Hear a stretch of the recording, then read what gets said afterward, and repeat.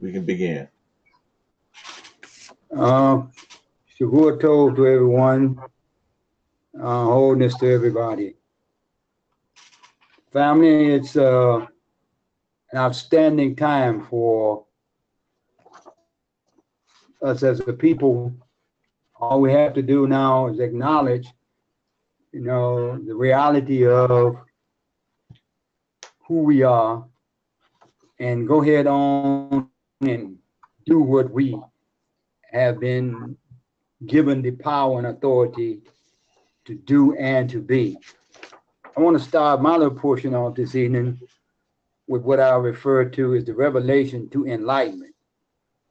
And it's really exciting when you really become enlightened and you begin to understand the significance of coming out of a state of apathy into a state of life, when that now you begin to feel the significance or the importance of learning. Learning becomes really exciting because what you know today is greater than what you knew yesterday, and so forth and so on. And you really, as you continue on, you really become enlightened. And then you start to exhibit the power that was bequeathed unto you. And I want to start by using the definition of the term revelation. The etymology simply means to reveal, but it's a particular point in here that I want to bring out as we open this session up. An act of revealing, to view or making known. Now, when you have something made known to you through a revelation, and you're actually able to see it and to see how it functions and your function with it, that's very uplifting. It's not speculation anymore. It says something that is revealed, especially an enlightenment or astonishing. Astonishing means sudden one of surprise, a disclosure of being exposed to view. Now, things are being exposed now like never before. I sent out a couple of documentaries to Eitai and the majority of, all of us that be online. And they were most revealing. And how we know we on time is it's impossible for as many, melanated people to be talking about the same things in various locations. This is very, very inspiring. It's one thing, to be the tail, but it's another thing when you move from the tail to the head. Absolutely. The average man has been acting as he was the head and we were the tail, because we were asleep. And of course, we know we agreed to go to sleep. But nevertheless, the concept of learning causes one to be enlightened or illuminated with power which appeals to what uplifts, dignifies, and ennobles. Power energizes, gives force, supplies, and support. Power gives life and energy. Force takes that away. In our attempt to reacquire our power, we must understand the challenge of opposites. And we've been talking about this, but you can't talk about it enough when you were completely without the knowledge of who you really are and the power bequeathed to you in wholeness, because we were parts and particles scattered here and there, Of course, again, all this was part of our agreement. So the challenge of language and opposites, particularly with language. Now, I read that again. In our attempt to reacquire power, we must understand the challenge of opposites, particularly with language. With language. We are told that language was created to work exclusively through symbols and to divide nature into parts and action. Now, sometimes, again, we kind of overlook words because, again, language again. We assume that we know, we assume that we understand the meaning. And we're going to look at the word exclusive.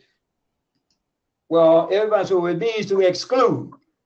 Well, okay, if it means to exclude, but then let's go back to what it said that language was created to do, to work exclusively through symbols and to divide nature into parts and action.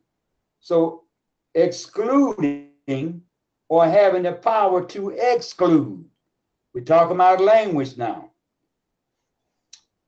Limiting or limited to possession, control, or use by a single individual or group. Now we look, we've been certainly controlled through language, through all those who had the power in their hand, of course, bequeathed to them because of our loss of consciousness. Continuing on, excluding others from participation.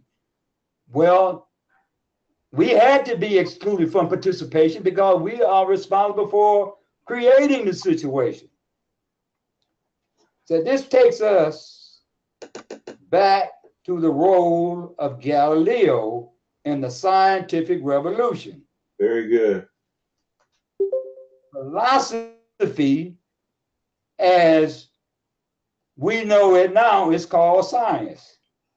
Galileo, believed what is written in the great book, which ever lies before your eyes, but we cannot understand it if we do not first learn the language of characters in which it is written. This is a very, very significant point here. This is going to take us someplace.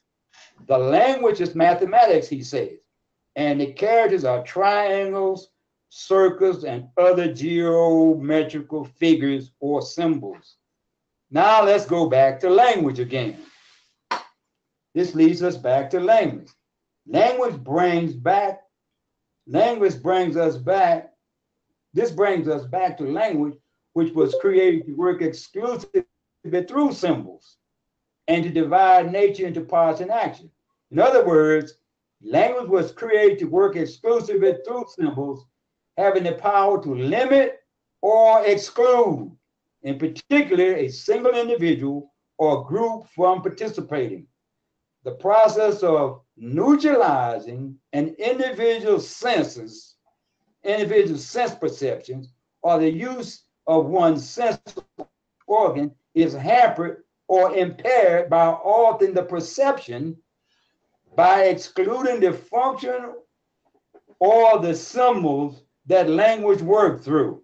So here we find that if I give you an erroneous symbol to explain the truth of a matter, your sense organs have now been altered from its original relationship and connection to the original symbol. Very, very important. Yes. And the scripture brings it out. We go on to say, although the symbols of mathematics are false, that's what they had us believing, that the symbols of the universe was mathematics. The perception of the sense organs are altered thereafter. They have eyes and see not, ears and hear not. Now, we have read that 1,000 times. Right. We have eyes and hear not, eyes and see not, ears and hear not. And now we're going to understand why.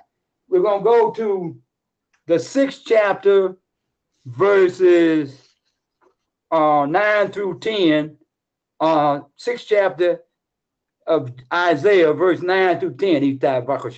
Okay. Could you pull that up for us? And then we're going to go from there to the book of Jeremiah to see why this is so profound in terms of what has happened and how it's being revealed to take us out of this. And we didn't read these scriptures, and we've been taught these things, but we didn't understand why we had eyes, in because you were saying, I got eyes and I got ears, but why can't we understand? We didn't understand this. Our sense organs was altered through the perception of a false concept of a symbol that harmonizes you, but it doesn't harmonize you. It separates you and divides you from the universe. That's what actually has occurred. Now we go to Isaiah, we read verses 8 through 10. Vakasha. Okay. And it reads on this wise. Also I heard the voice of the Lord saying, whom shall I send, and who will go for us? Then said I, here I am, send me. That's perfect.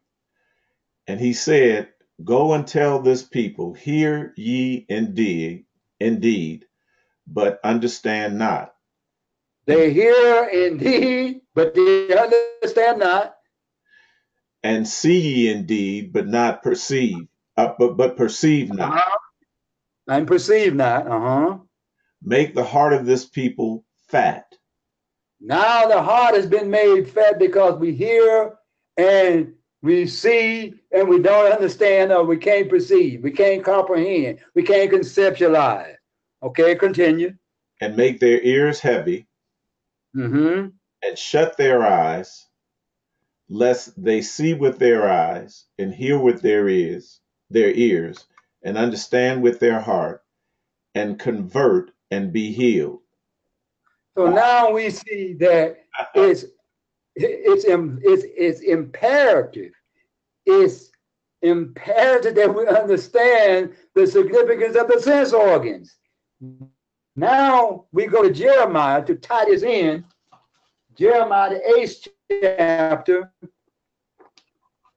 starting with verse 1, and we're going to read through verse 10, and then we're going to go to verse 22. Okay. This is very, very significant here. So it says they have to hear with their ears, see with their eyes, and understand with their heart, except they do that and be converted or to change. That's the bottom line, to change. You got to change from the way you've been viewing things, the way you understand things. It will not work, and it will not tie you back into your power. We go to Jeremiah, and because we have not changed the way we perceive things, the way we see things, the way we evaluate things, based upon the knowledge of falsehood, or what we would call deception, we see Jeremiah is perfect now. Jeremiah 8th chapter, verses 1 through 10, and then verse 22. Okay.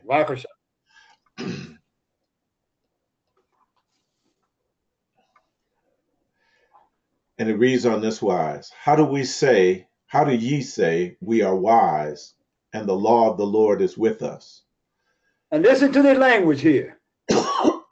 Lo, certainly. How does one say, here we are saying we wise, and the Lord is with us? How do we say that? Okay, let's listen. Lo, certainly in vain made he it. The pen of the scribes is in vain. The wise men are ashamed. They are dismayed and taken. Lo, they have rejected the word of the Lord, and what wisdom is in them? Neither will I give therefore will I give their wives unto others, and their fields to them that shall inherit them. For everyone from the least even unto the greatest is given to covetousness. From the prophet even unto the priest, everyone dealeth falsely. Now here we go. We say everyone dealeth falsely.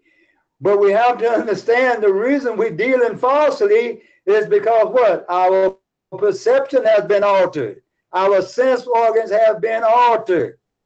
And as a result, you see things one way, but it's not that way. You have ears and hear not. We have eyes and see not. And we have not been converted from that way of perceiving things, which is duality. Make it real simple. You cannot understand anything from the knowledge of rationalism and dualistic way of viewing things. It just won't work. Continue. For they have healed the hurt of the daughter of my people slightly, saying, Shalom, shalom, wholeness, wholeness, when there is no wholeness. But it is no wholeness.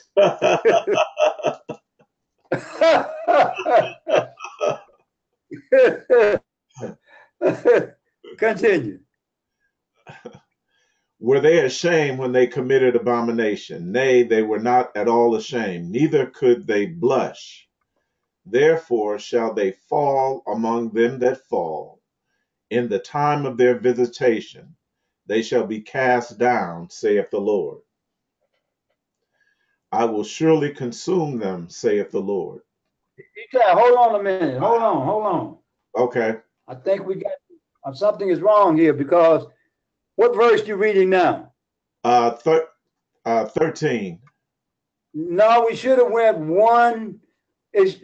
Verse 8 should have said something about their hold fast to deceit. Okay, let's see. I think it's verse 8. Let's check that. That's Jeremiah 8. Yeah, hold on 1 minute. Just a second. I'm sure it's Jeremiah 8. Hold on.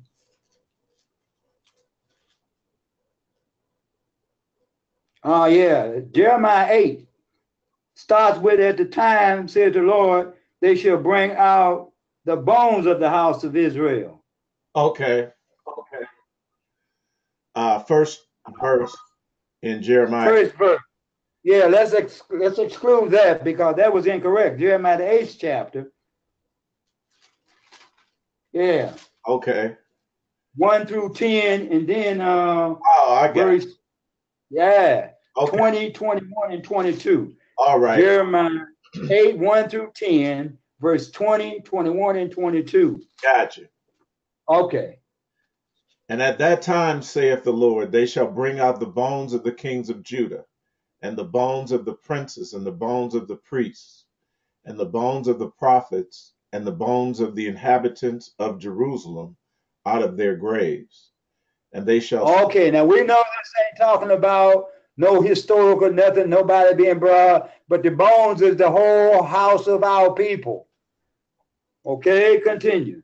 And they shall spread them before the sun, our three symbols, and the moon, right, and all the host of heaven, whom they have loved, and whom they have served, and after whom they have walked, and whom they have sought, and whom they have worshipped.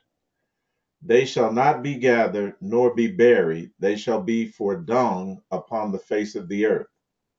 Okay, continue. And death shall be chosen rather than life by all the residue of them that remain of this evil family, which remain in all places whither I have driven them, saith the Lord of hosts. Moreover, okay, continue. moreover, thou shalt say unto them, Thus saith the Lord, shall they fall and not arise? Shall he turn away and not return? Mm-hmm. Why then is this people of Jerusalem slidden back by perpetual backsliding? They hold fast deceit. They refuse to return. Okay, continue. I hearkened and heard, but they spake not aright. Dualistic language. Right. No man repented of his wickedness, saying, what have I done? Everyone turned to his course as a horse rushes into battle. Now, let me give a little explanation of that. In this dualistic language, anytime I disagree with you or you disagree with me, you're like somebody on a horse rushing to battle to do battle and disagree, you're going to fight, because duality will not allow you to have any harmony and peace. We got to understand what is happening. This is very, very significant to what we see every day. This is a loss of the knowledge of who we are.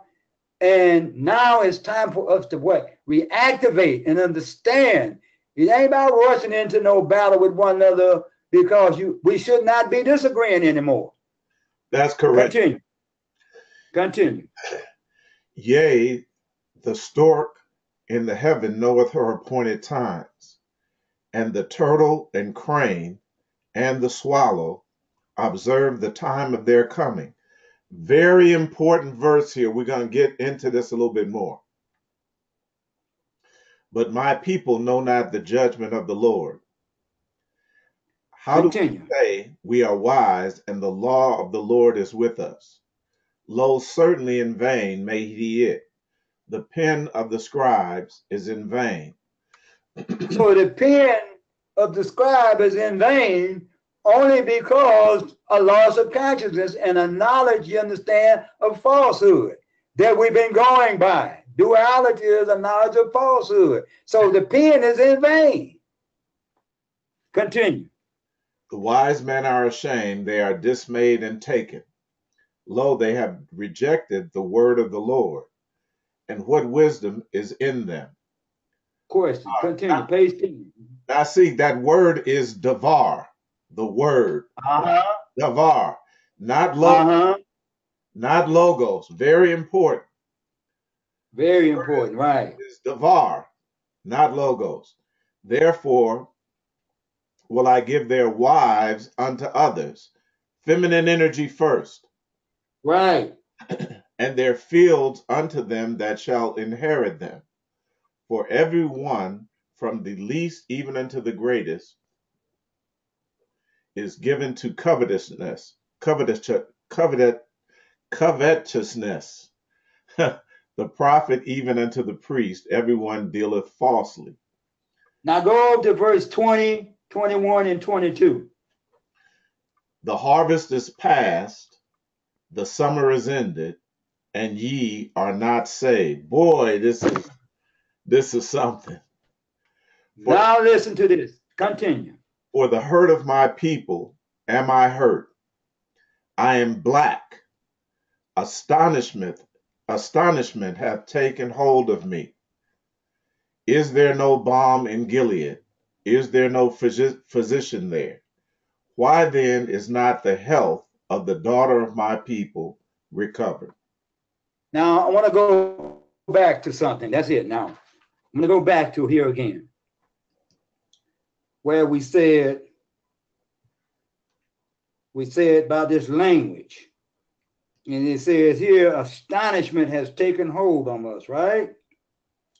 When we go back to understanding what we read here about language and how it was created to limit, there's a word there that in the definition we use, it means to do what? Astonishing.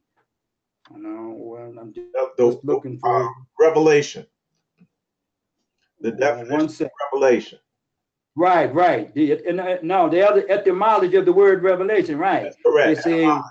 It's an enlightenment or astonishment. So here we say an astonishment is a sudden wonder or surprise, a disclosure of being exposed to view. So now when we look around and we see, wow, now it's like a major surprise to us, and we really are astonished at what's happening all of a sudden, because it didn't happen before. Now we're going to go to tie this in to show you how significant it is. The Hebrew word for the word health, the Hebrew word for health is the number 724. 724, and it verifies exactly what we are talking about. It says the health has not been recovered. The word is aruva. Aruva, means. Hold on now, see, what did you just say? Wait 1 second. I'm bringing it up. Okay. All right. Aruva.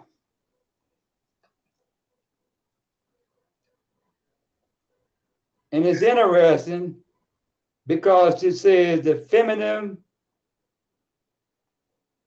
past participle of 748 in the sense of restoring to soundness, wholeness, literally or figuratively, health, made up, perfected.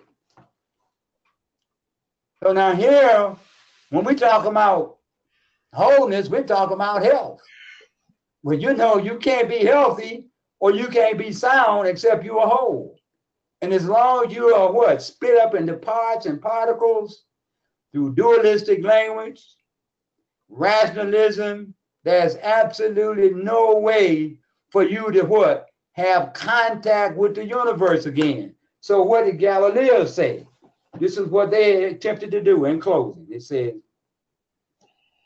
said, Galileo said this language is mathematics and the characters are triangles, circles, and other geometrical figures.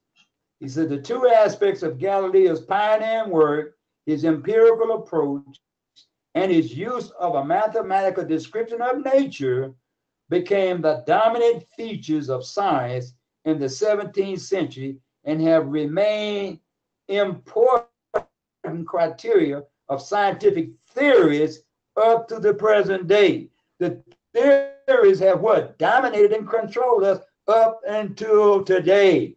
He said, to make it possible for scientists to describe nature mathematically, Galileo postulated that they should restrict themselves to studying the essential properties of material bodies, shapes, numbers, and movement, which could be measured and quantified. Other properties like color, sound, taste, or smell was merely subjective mental projections which should be excluded from the domain of science. Galileo's strategy of directing the scientist's attention to the quantifiable properties of matter has proved extremely successful throughout modern science, but it has also exacted a heavy toll, as psychiatrist R.D. Laing emphatically reminds us. Out go sight, sound, taste, touch, and smell, and along with them has since gone aesthetics and ethical sensibility, various quality, form, all feelings, motives, intentions, soul, consciousness, spirit, experiences as such is cast out of the realm of scientific discourse. According to Laing, hardly anything has been changed our world more during the past 400 years than the obsession of scientists with measurements and quantification. Now it's clear as to why we are in the predicament that we're in as long as we what? Stay asleep. It's time now to what? Be enlightened, to awaken, when that this knowledge of wholeness it supersedes and it what? quantifies and magnifies the truth in our relationship and our power with all things in creation. This is where we are, family. This is exactly where we are. So I'll stop right there, and Eitai, you can pick up from there. Oh, of course. Excellent lead in, NASIK, because this is going to fit exactly into the framework of where I wanted to go today. We haven't talked, but briefly. But this happens. You had mentioned as you were reading that this separation, this division of the mathematical and quantitative aspects of so-called science, the division of that with the sense organs, that occurred, NASIK, 400 years ago. Mm-hmm. Very, very important. Because again, we're going to relate this to what the divine feminine did 400 years ago in history, in an effort to do what? Heal us. In an effort to heal us. All right. So we talked about, we're going to tie all this in. This is just, we're going to make a statement later, because a statement needs to be made as often as possible. What we're going through, and it's very apparent, is a process of enlightenment. And we are in the period of revelation and inspiration and restoration. So 400 years ago, we see this separation take place. And really what they did, NASIK, was to separate the heart, to take the heart out of reality. Because seeing, feeling, perceiving, that is the heart chakra. All right? Those are elements of the heart, the sense organ. The heart is the sense organ. And what they did by separating that, it put us in the area of mind. All right? The logical, mathematical, linear understanding and interpretation of reality. And with that, the reality of ourselves. So that took place significantly 400 years ago. And we talked about. Right, Eitai. So it corresponded to what the feminine energy did by voluntarily and faithfully doing what? Bending the knee. This was a free will, voluntary sacrifice in order to do what? To heal a flaw,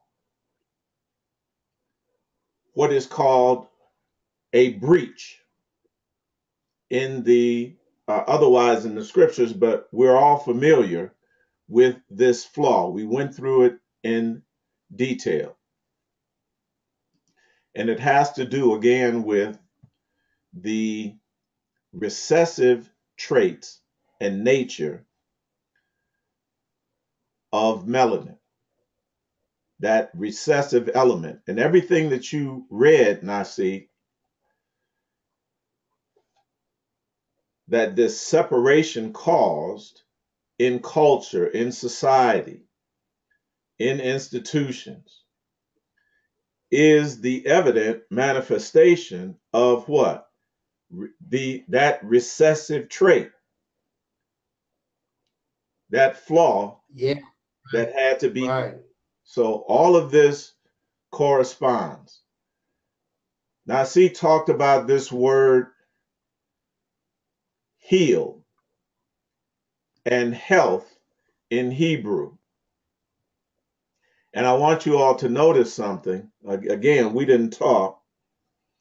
This word, the first two letters of Aruka, all right? The first two letters of the word Aruka, which again is the word for healing and restoration. So in the scriptures, we were in Jeremiah 8. It talks about this healing in the 11th verse. Right. For they have healed the hurt of the daughter of my people. Right. Slightly.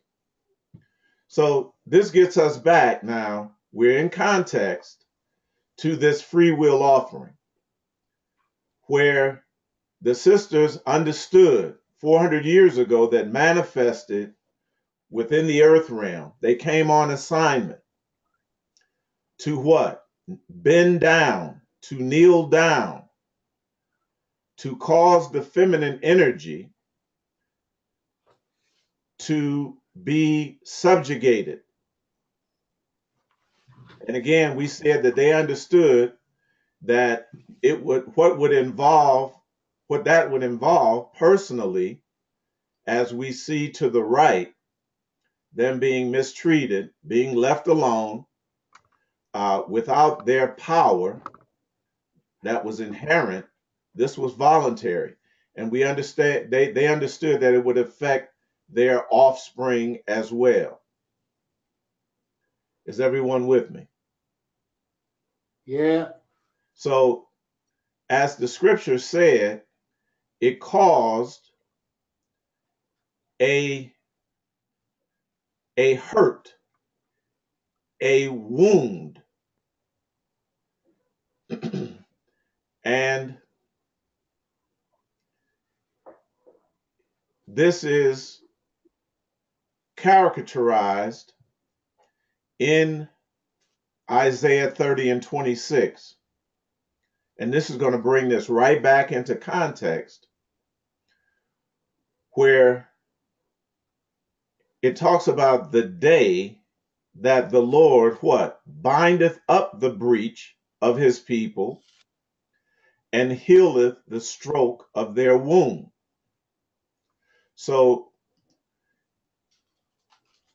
the wound, NASIK, was primarily on the daughter of the people.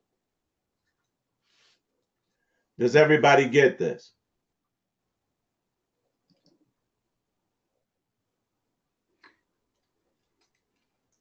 Hey.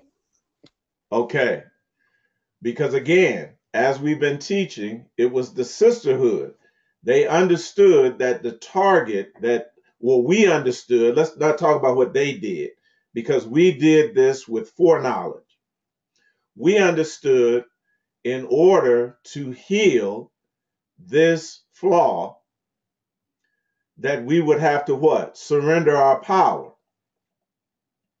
And we know that the primary power is feminine energy. It is not superior, but it is primary. So this had to be subdued first. It had to be voluntarily subjected first.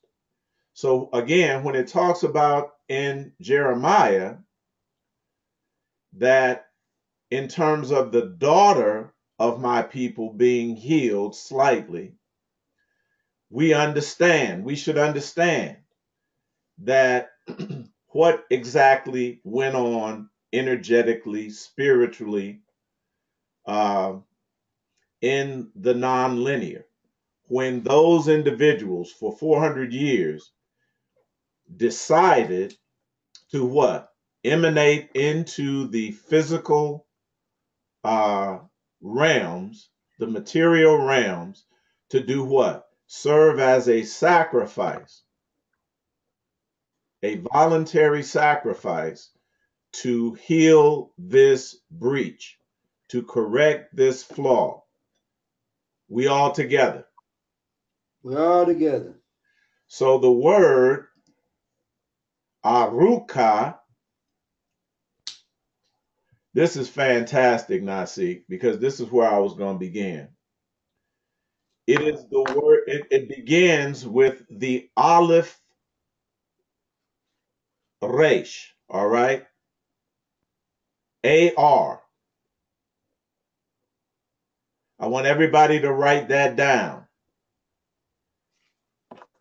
AR, AR. or Aleph Resh, and it means healing, restoration, wholeness, being made sound or perfect. Now, see, this is going to follow perfectly.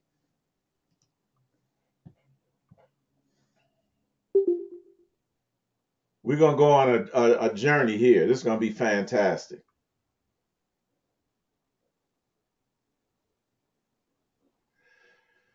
NASIK began. Being made what now?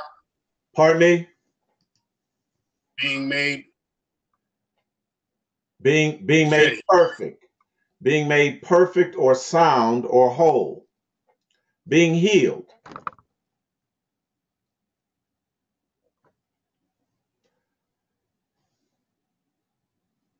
Everybody good? Everybody good. Now, Okay. see, this is where I wanted to start out.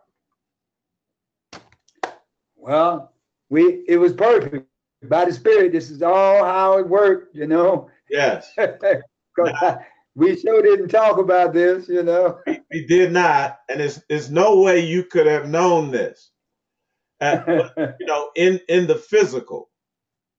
But this, right. this is just perfect. So we had looked at the noon, the medial noon at the beginning being bent, and then the noon sophit being upright. What this does is to give us the framework of this healing process. The feminine energy had to bend down or kneel down and then stand up in an upright position when the process of the healing would be over. It is time for us again to stand up because we've accomplished this. So now let's talk about this AR in the word aruka, because again, it's going to connect with something that again, NASIK couldn't have known about because we didn't talk about it, but he knew about it anyway because we are in the process of enlightenment, and these powers of enlightenment, of intuition, and the psychic transfer of thought are going to be elevated. So NASIK, you started out talking about revelation, right? Right. So we're going to go to the book of the Revelation in 5:5. Revelation 5 and 5.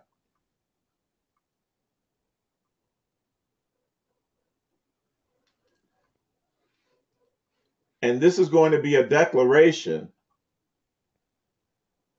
and a confirmation of the period and the age that we're in. We're in the age of revelation. And specifically, we are opening up the book collectively, and we are loosing the 7 seals. I'm going to prove it.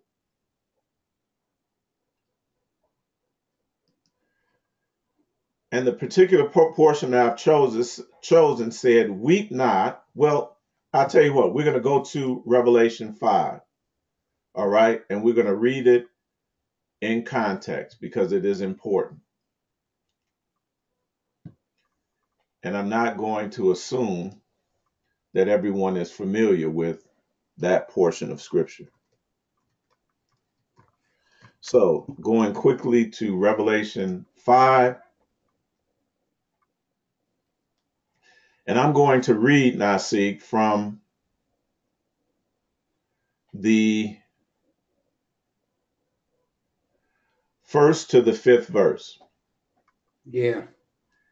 And I saw in the right hand of him that sat on the throne a book written within and on the back side, sealed with 7 seals. And I saw a strong angel proclaiming with a loud voice, who is worthy to open the book and to loose the seals thereof?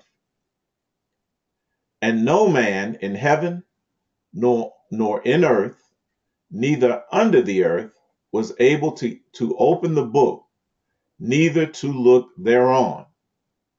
And I wept much, because no man was found worthy to open and to read the book, NASIK, neither to look thereon. Neither to look thereon. And one of the elders said unto me, weep not, behold, the lion, listen, the lion of the tribe of Judah, the root of David, hath prevailed to open the book and to loose the 7 seals thereof. Anybody know what the word lion is in Hebrew? R-E-A. Ari. Now Right. remember, I told you to write down the word AR in Aruka. So the opening of the book and the loosing of the seals would correspond prophetically to what? The healing of the wound, the binding of the breach. Are you all with me?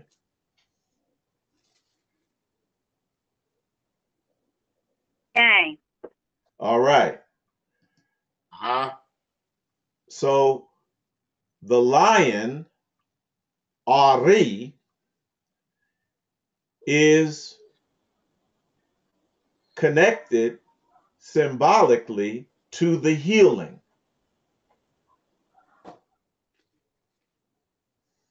Y'all ready to go? Absolutely. All right, we're gonna blast. Keep it coming. We're gonna blast Absolutely. off now. We're gonna blast off now. We gonna really roam the heavenlies here. We in the mothership. But we in the mothership now. Because we done made the mothership connection.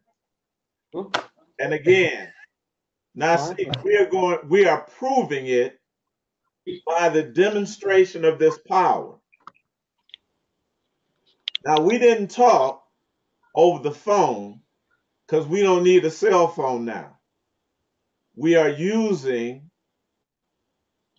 the power of telepathy.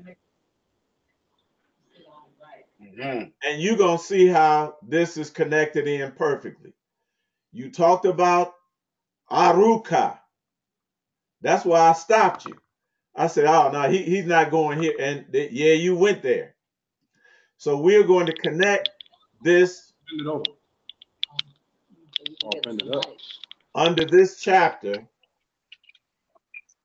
that is titled Kabbalah and Healing. Everybody see this?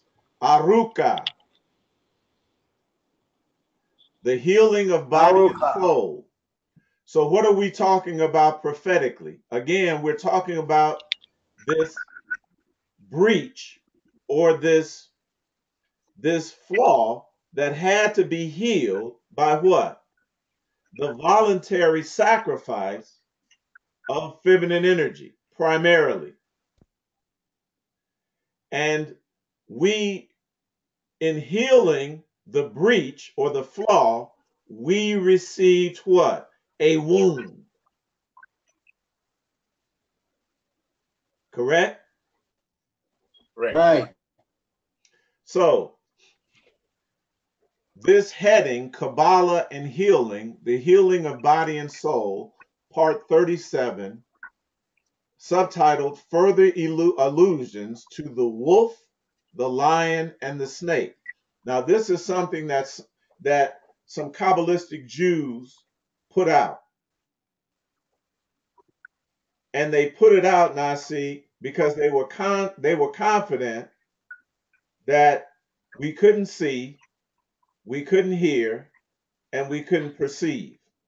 Right. But this is our knowledge. This is our knowledge. They were confident that we would remain in here, but watch this. See, we're snatching all our stuff back. Mhm. Ancient high places is being taken back. That's right. They can't use it. They can't use it. They can only use it, like you explained, to force and to Right. control by force and coercion and deception and all of that. Exclusion and all of that. Right. Exclusion, everything that you said. Right. But we can actually what? Access the power and demonstrate the power of it. I'm not just going to talk about it theoretically. I'm going to show you that we can do this. Now, I said this before we began. I said this yesterday, and I think it bears repeating. That this is being done, NASIK, that we are achieving this through synergy, through everyone's participation.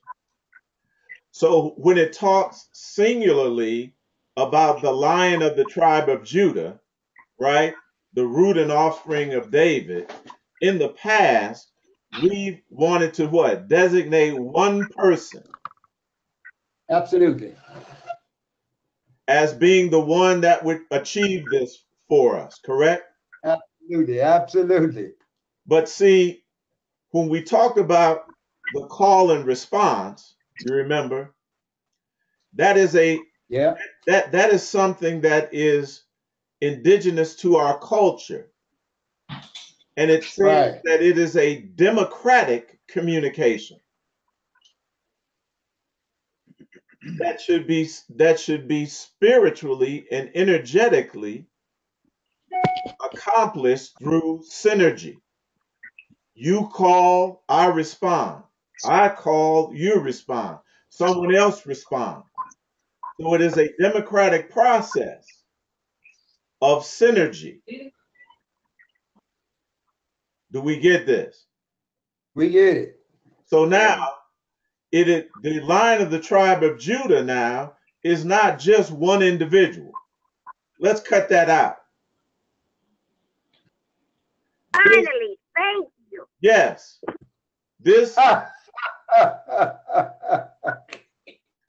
opening of the book and the loosening of the seals, NASIK, what are we witnessing? What are we experiencing? That it is a collective effort. The collective effort. That is, it is a democratic process. That everyone, even when you don't understand and you have questions, it causes us to expand. Because those questions are the right questions. There are no wrong questions. Are you all hearing me? Yeah. The questions are designed to challenge us all. And the questions are a call. Right. Right. That we must what? Respond to. So it is Absolutely. all part of the process. There are no big I's and little U's. That's right.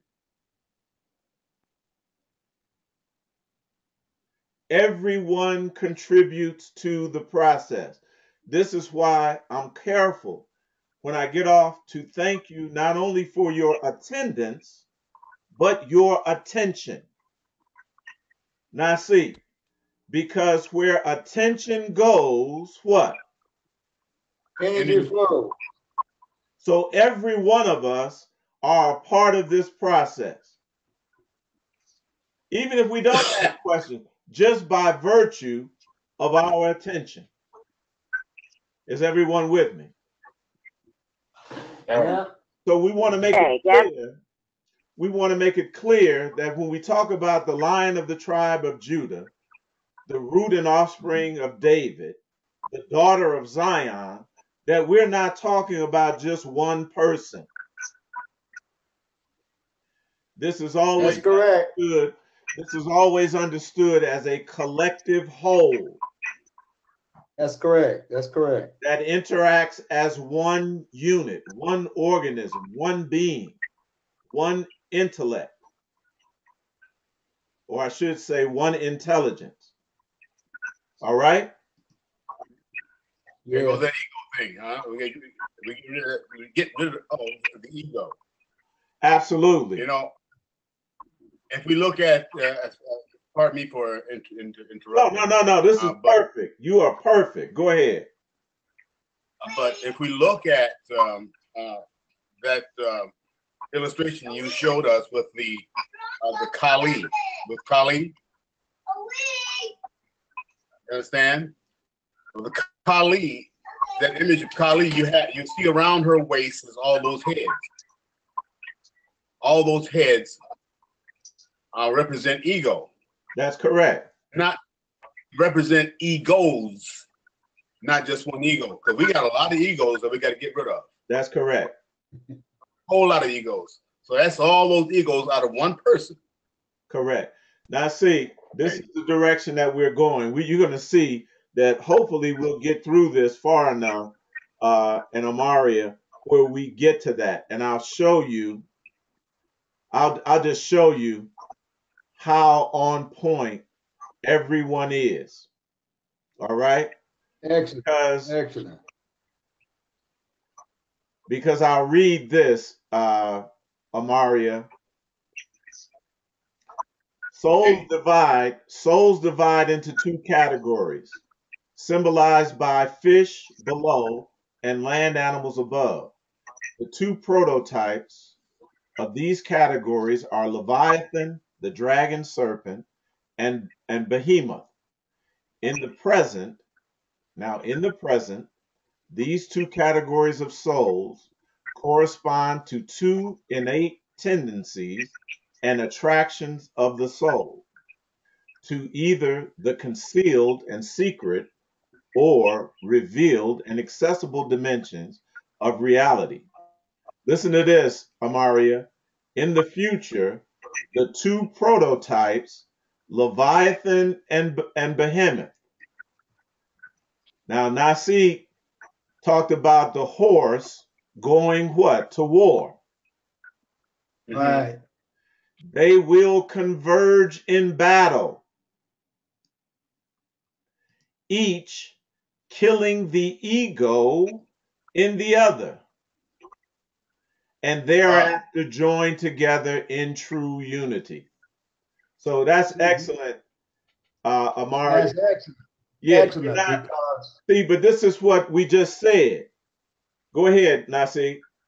Yeah, this is excellent because you see, traditionally, without this knowledge, it was what going to war against one another. That's but correct. Now, in the Enlightenment, we go to war together to what? Destroy that flaw so that we can be manifest to perfection. Absolutely. Excellent. Excellent. Outstanding. So, no, you never have to apologize because again, we're all contributing to this.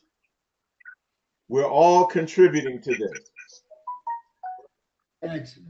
And now see, this is the energy, this collective energy here, and this democratic, energetic democratic process is what is empowering us. Absolutely right. You know, and the evidence is that we are going in the exact same direction. So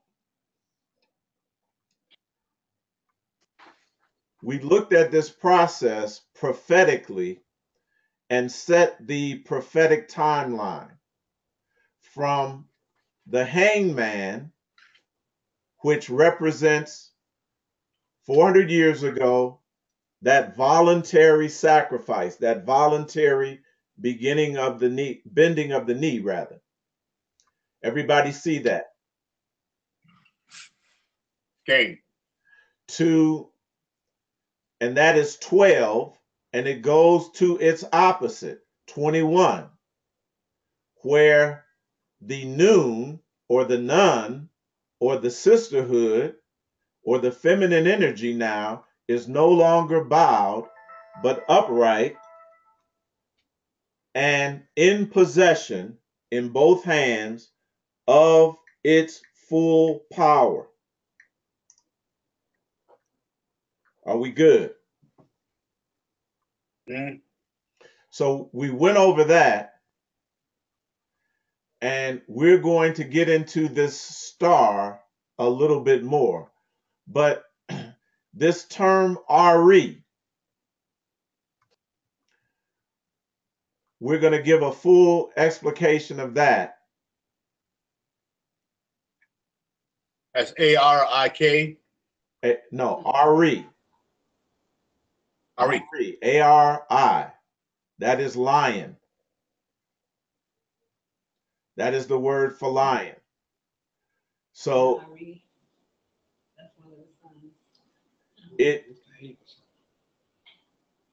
the scripture in Revelation 5:5 says the lion has what? Prevailed to open the book and to loose the seals thereof. Well, we're making that statement that the lion has prevailed because this book is open, saying that without ego, I can demonstrate it, and that these seals are being loosed. No doubt about it, NASIK. Yeah. So we're going to take a look at this process of healing as it relates to this lion. So we're looking at Aruka and Ari. Everybody clear? Yeah. So Isaiah 30:6 says, the light of the moon, moreover, the light of the moon shall be as the light of the sun. The light of the sun shall be sevenfold as the light of 7 days. We're going to talk about that and show that that is a soon coming event. We're going to give the science of it. In the day that the Lord does what? Where are you? Isaiah 30:26.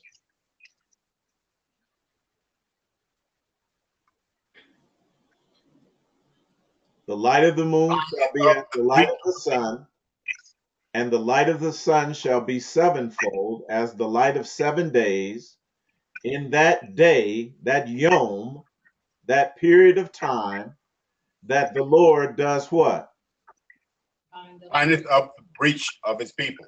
Bindeth up the breach of his people, heal that flaw, and then heal the stroke of the womb, which again is the daughter of Zion, right, suffered first and primarily.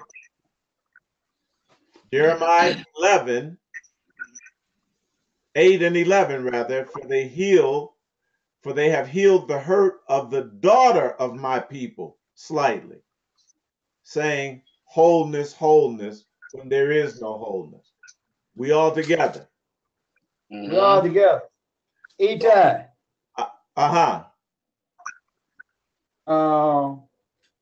Maybe we know And Isaiah, it gives us an idea of this wound that you're talking about, how this wound was what he referred to as a putrefying wound. In other words, it was a cancer That's correct. that would not heal. That would not heal. Absolutely. And Eitai is telling us, I'll get the exact scripture while you lay that out, okay? Absolutely. So what we're doing is fitting this exactly and precisely into a prophetic framework. And you're going to see that it's going to be consistent and exact throughout. Now reading from Joel 3:1-3. For behold, in those days,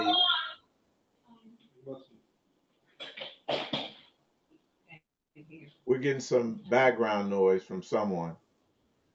For behold, in those days and in that time, when I shall bring again the captivity of Judah and Jerusalem, I will also gather all nations. So let's look at the word gather now.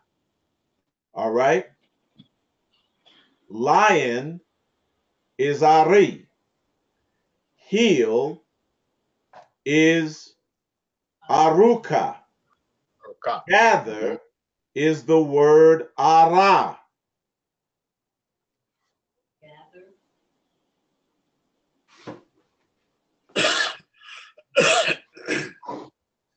And I will bring them down to the valley of Jehoshaphat. Very important, because Jehoshaphat, Shaphat has to do with what? Shaphat. Judgment. And I will plead with them for my people and for my heritage Israel, whom they have what? NASIK talked about. Scattered among the nations. Can you see? Got to bring it back into wholeness, gather it back. But again, we're not talking so much about a physical gathering.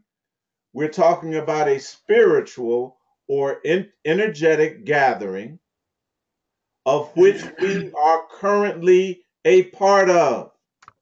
Don't look for something in the future. Right. This is it. Now. And did what? Parted or divided my land. And they have cast lots for my people, and given a boy for an harlot, and sold a girl for wine that they might drink. So let's break this down now and decode this. Because again, this is from the Kabbalistic Jews that had taken possession of our ancient knowledge and understanding of this. And they thought, NASIK, that they would prolong indefinitely the time that we wouldn't be able to see this or to perceive it or even to hear it. They thought it would be forever. They thought it would be forever. Right. We're going to prove that's not the case. Right. Just as the two-letter root of the word for wolf, ze'ev, is flow, zav, and you see how they took the word wolf and just reversed it. WOLF becomes what? FLOW. Now we're going to see this a little bit later on, and we pointed this out before, and we'll return to it. But they're showing you again this mirror image, this union of opposites for greater understanding. So the two-letter root of the word for lion is what? Ari. Is AR, R, the first part of Aruka, which means to heal. Now this is going to give us another dimension of this healing process. And it's going to be very important because we're not talking about food. We're not talking about physical health or material health. We are talking about the healing of the soul. We'll see that. So R, Right. which means either to collect or to gather. Again, I will also gather all nations into the valley of Jehoshaphat to judge them. And then, correspondingly, the people will be gathered that had been what? Scattered among the nations. So, this is what the lion is going to do, to gather and to collect. The word gather in this case is ara. Ara. Appearing in the Torah in the sense of gathering or harvesting. All right? I want us to write a word down. Sheaves or sheaf. S-H-E-A-F. S-H-E-A-V-E-S. Sheaf and sheaves. Now remember, we used to sing the song, bringing in the sheaves. Bringing in the sheaves, right? We shall come rejoicing, bringing in the sheaves. This is talking about the end time ingathering or collection.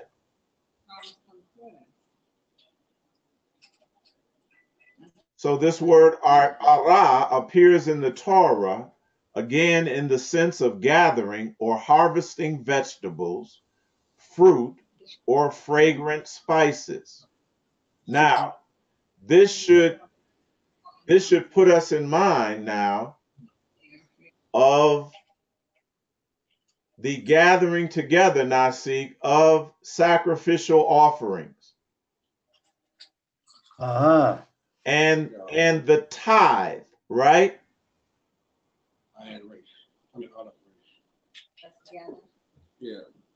And the gathering and laying up of the tithe, the 10th, correct? Okay. Everybody with me? So this gathering or harvesting of vegetables, fruit, or fragrant spices, we're not doing that. We're not into that. But it is talking about the gathering of light, which is related to R because it is the word or. It is phonetically related. Does everyone see this? As the word light is also used in the Torah to mean vegetable, and again, we're not into collecting vegetables like that and offering them.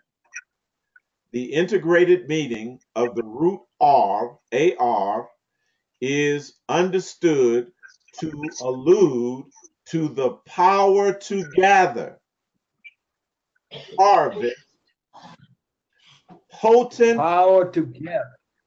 to gather, to harvest, potent, that means powerful, or valuable or viable sparks. Sparks, meaning light, which as the physical process of what?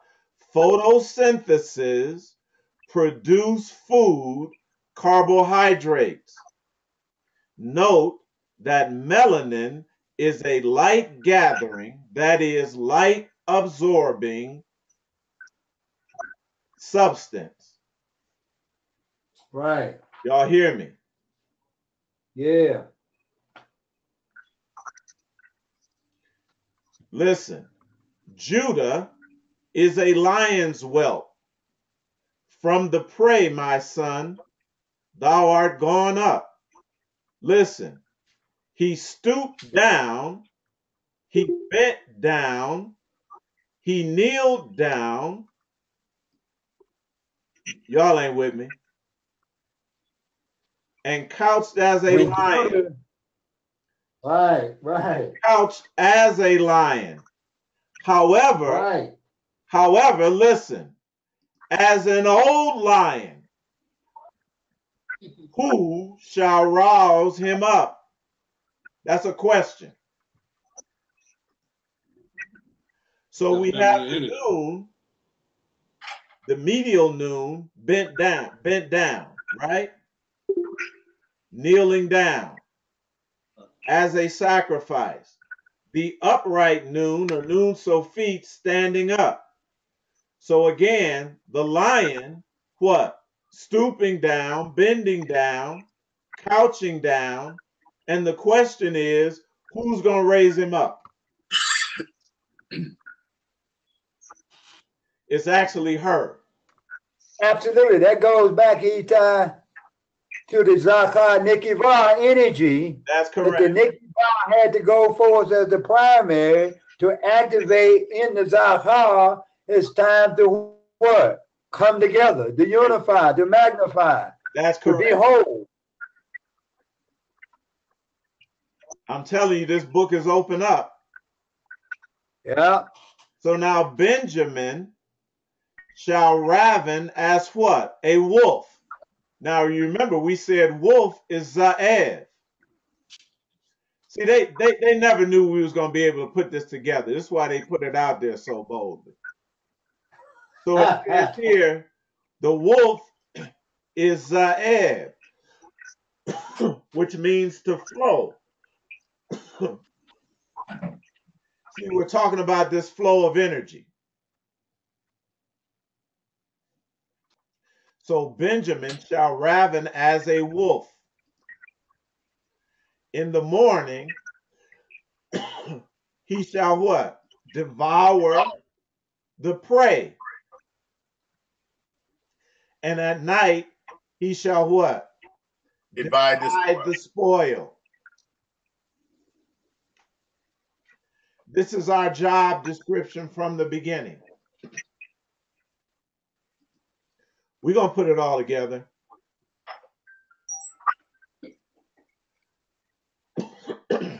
Now we're talking about gathering light. What organ of the body gathers light? eye. The eye. And also, what is the largest organ on the body that gathers and absorbs light? Skin. The skin. So the quality of the eye is like the quality of the skin, correct? Right. Because of what? Light absorbing melanin that is Right. in the pupil of the eye. Really, if we could, our third eye was open, we'd be shining. Your skin would be shining. Now listen, If it was gathered. melanin, NASIK, is in the eye, concentrated. It is concentrated also in the ear. It is concentrated also in the tongue.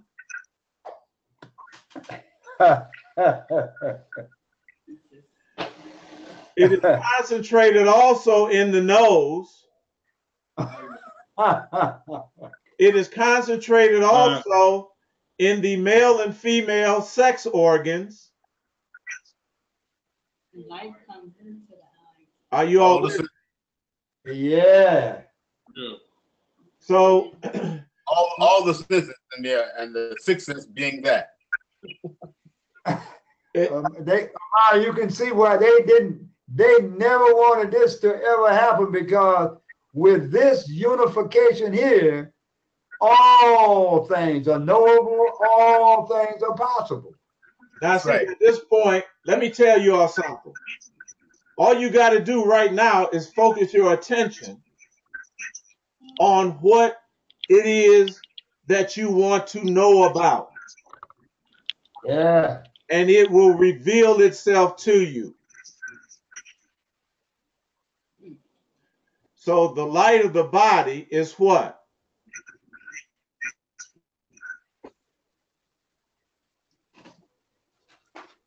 Eye. The light of the body is the eye.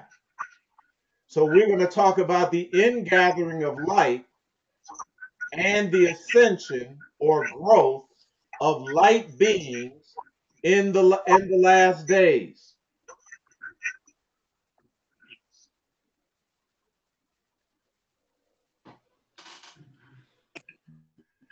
The process of well, let me read. Let me go back. In Torah, light is or, correct? Right. And the integrated meaning of the root, it's light, or, or. But the integrated meaning or the synthesized meaning of the root ar, ar, is understood to allude to the power to gather, harvest, potent or viable sparks, lights, which is in the physical process. It is the physical process of photosynthesis. But in terms of the body, the melanin acts as the light gathering element. You are with me? Right. That Right. that is absorbed through the skin, through the ears, through the eyes, through the nose, through the tongue, etc., and so on. So before it was activated, we had eyes, but what? Couldn't see. Ears, couldn't hear.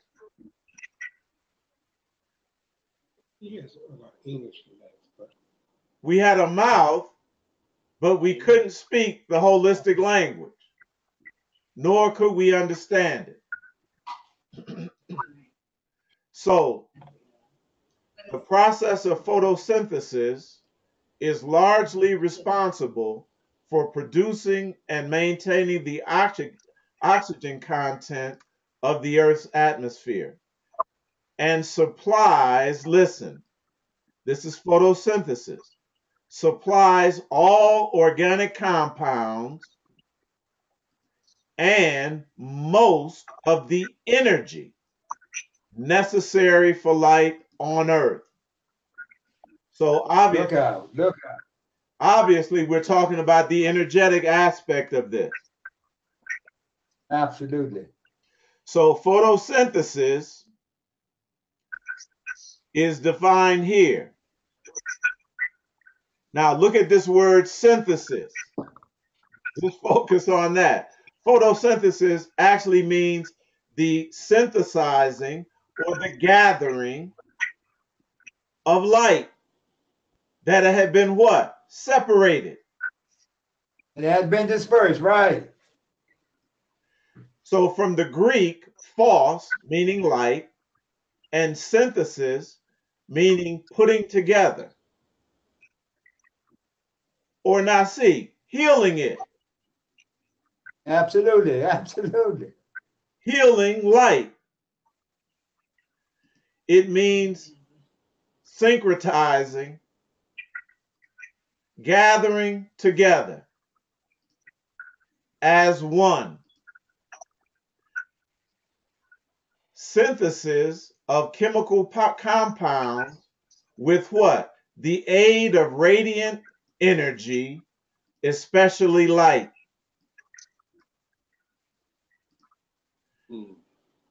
Formation of carbohydrates from carbon dioxide. Carbon dioxide is gaseous melanin.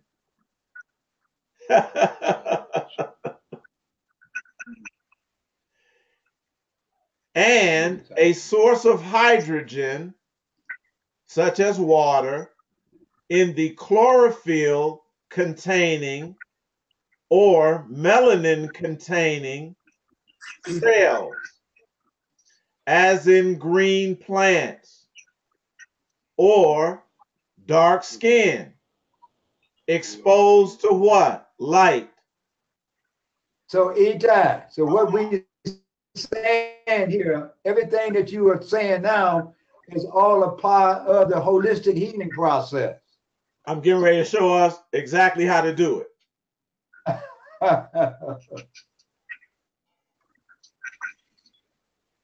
If therefore thine eye be what? Single, healthy, whole, aruka, thy whole body shall be full of light, or Ha. shall be full of light, or. But it's going to take a lion to do it. And we know, listen, family, it's not just the male lion that is the king of the jungle. It's the lioness, and the male lioness united as one. There you go. Here we go. Now here we go again, NASIK, Isaiah 5, verses 25 through 30. Therefore is the anger of the Lord kindled against his people, and he hath stretched forth his hand against them, and hath what? Smitten them. But we understand that this was voluntary, that we volunteered, starting with the Sisterhood, to take that blow, to take that stroke, to take that wound. Are you all with me? Mm-hmm. And the hills did tremble, and their carcasses were torn in the midst of the streets. This is when they pulled apart the strong nigger. Wow. To do what? Affect the feminine energy, to affect that wound. Are you all with me? Yeah. Their carcasses was torn in the midst of the street. They made the sisters watch. For this his anger is not turned away, but his hand is still stretched out. And he will lift up an ensign to the nations afar off, and will what? Hiss unto them. What hisses? A snake. A serpent. Look. See, they didn't ever want us to know this. The wolf, the lion, and the snake. Now, we haven't put the serpent in there, but the scripture put the serpent in there. With the Lord what? Hissing.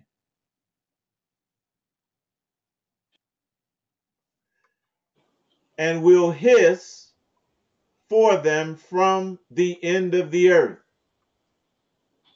And behold, they shall come with speed swiftly. None shall be weary, nor stumble among them. None shall slumber nor sleep. Neither shall the girdle of their loins be loosed, nor the latchet of their shoes be broken. Whose arrows are sharp, all their bows bent. Their horses' hooves shall be counted like flint, and their wheels like a whirlwind. Their roaring shall be like what?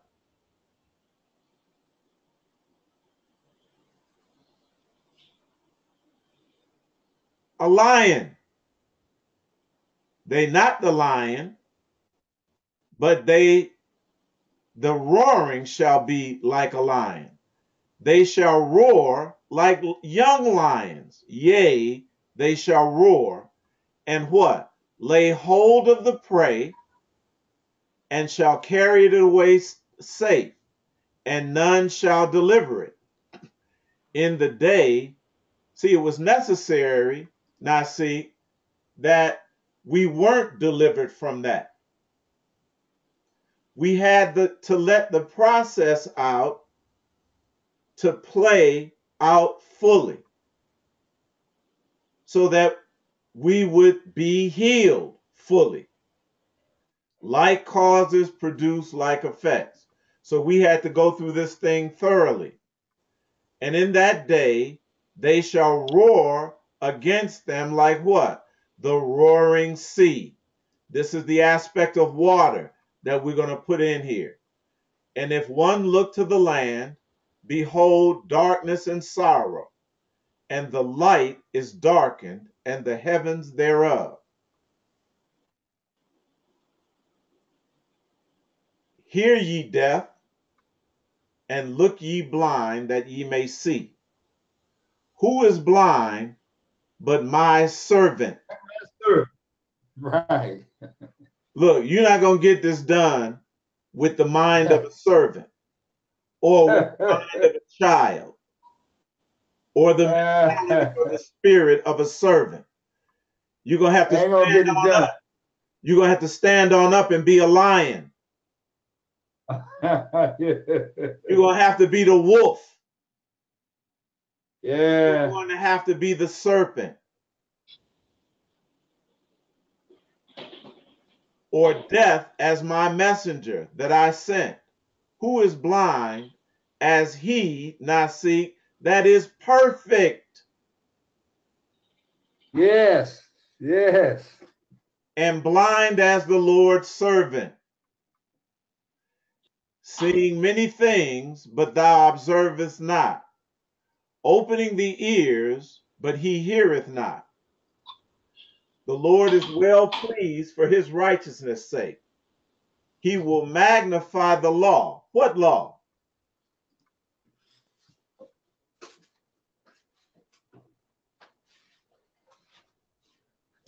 Is it the law, thou shalt not kill? Any law other than wholeness, it's insignificant.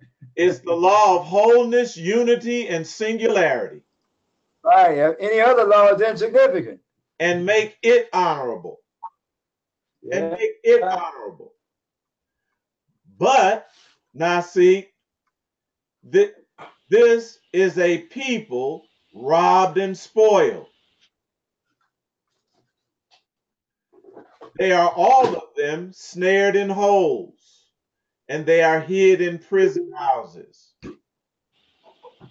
Who among you will give ear to this?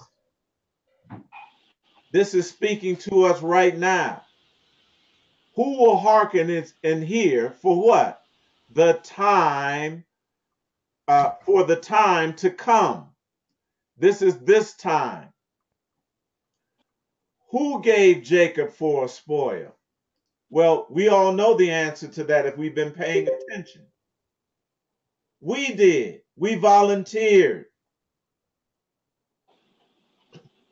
for a purpose with knowledge of forethought, and Israel to robbers. We did.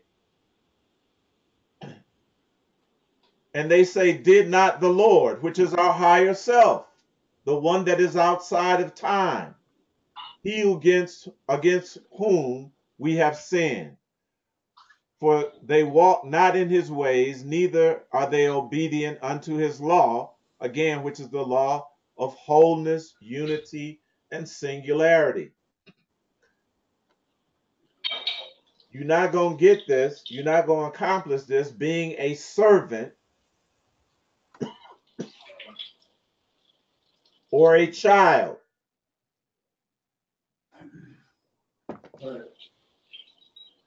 Therefore he hath poured upon him the fury of his anger, the strength of battle, and have set him on fire round about, yet he knew not. It burned him, yet he laid it not to heart. It was impossible for us to do so. So, if therefore thine eye be single, thy whole body shall be full of light.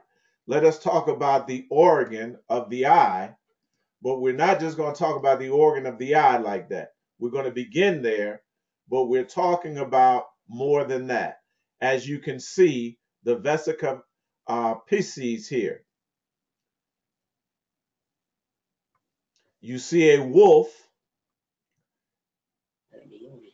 you see a serpent, and how does the serpent's eye look? Look at the pupil I'm talking about. Like the vesica Pisces. It looks like the vesica Pisces or the yoni or the womb or the vagina. Right. There's the lion, and that is the lion's eye. What does it look like? It looks like the serpents or the vesica pisces, right? That's why he's Or the womb a dog. in the middle. NASIK. They never want us to find this out, brother. Comes from off the dog. In the middle, we see represented different types of eyes. We see one with the round pupil, All right. one with the vertical pupil, and one with the horizontal pupil. Right. Now, a lion is a predator. A sheep or a goat is a prey. Right. A sheep or a goat is what you used to give for what? Sacrifice. Sacrifices. Right. You don't sacrifice no lion. You don't sacrifice no wolf. You don't sacrifice no serpent. You might sacrifice to a lion, sacrifice to a serpent, sacrifice to a wolf. But you definitely don't sacrifice. You sacrifice lambs, sheep, goats. Are y'all with me? Yeah. And not old ones, children. Right. You can't get this being no servant, no sacrifice, no lamb. Didn't that what they called us? Lambs? Yeah, the Lamb of children, the Lamb of God. But we're going to find out that when we look at the lamb prophetically, it's going to look like he was slain.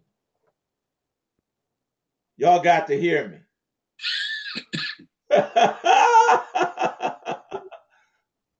53rd chapter of Isaiah, huh? There you go. Look, they never wanted us to see this, but we got it, and we're going to break it all. We're going to decode this thing all the way down.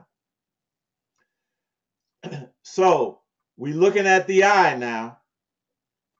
The shape of animal eyes is influenced by whether it's an ambush hunter or the hunter's prey.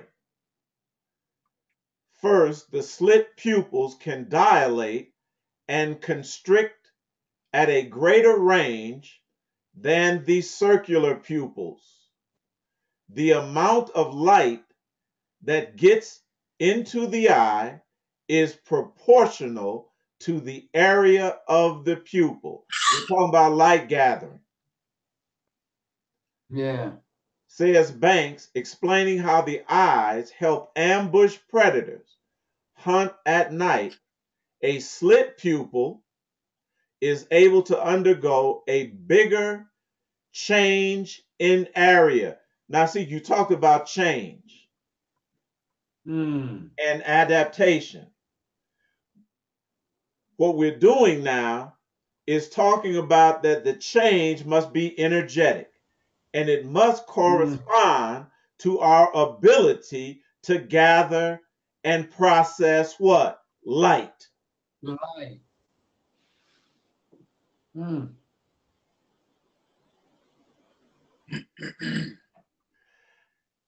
Casting our eyes toward the history and evolution of the human brain, we immediately notice a number of things. We see that over time, there is a gradual increase.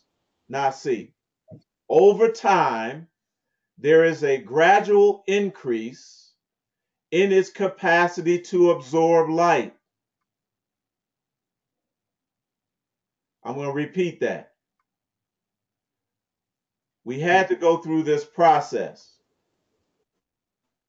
where we couldn't see no light, that we were in darkness and in gross darkness, we had to set down or set aside our ability to do what?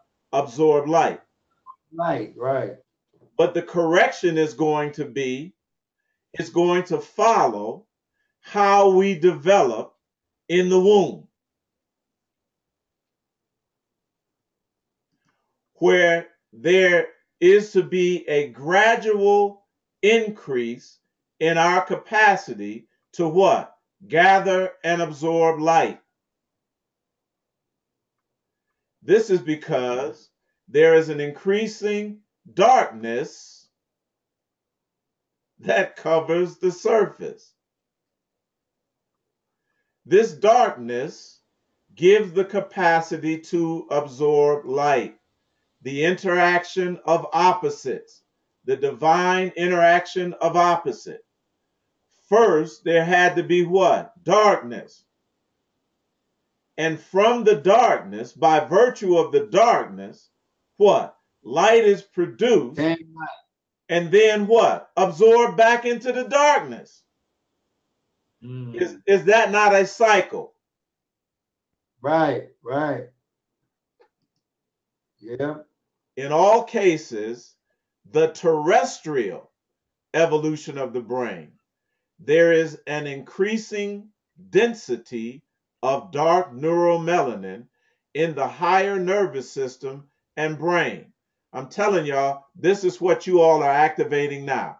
We're not just talking about it, we're doing it.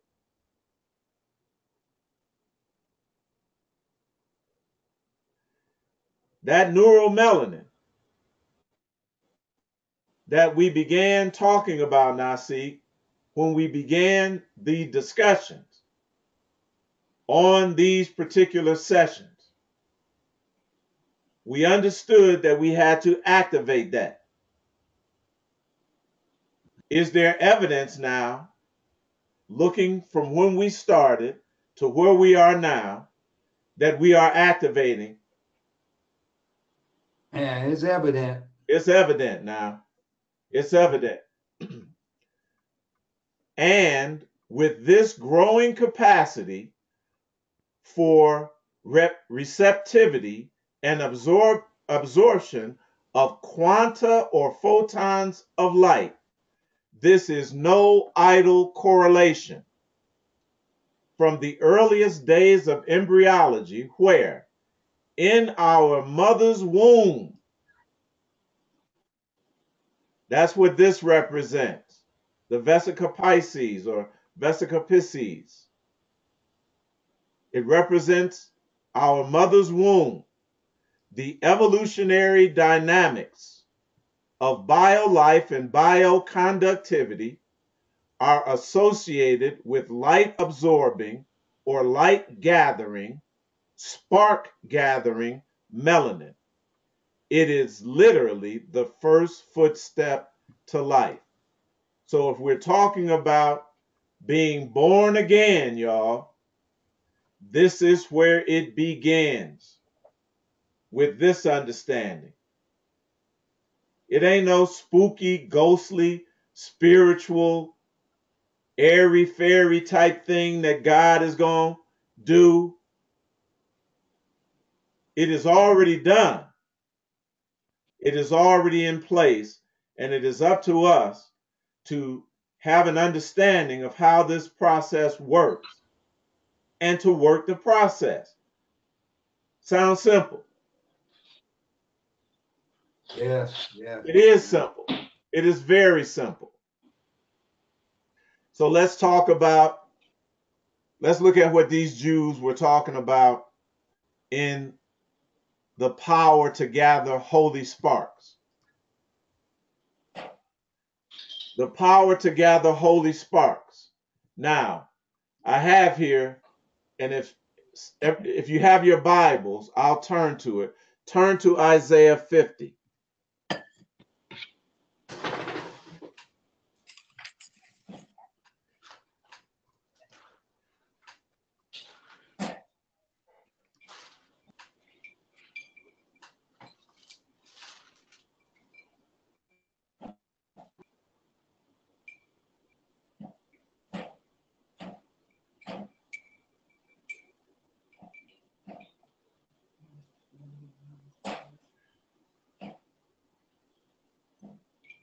Now I'm going to read this. I want someone to read this.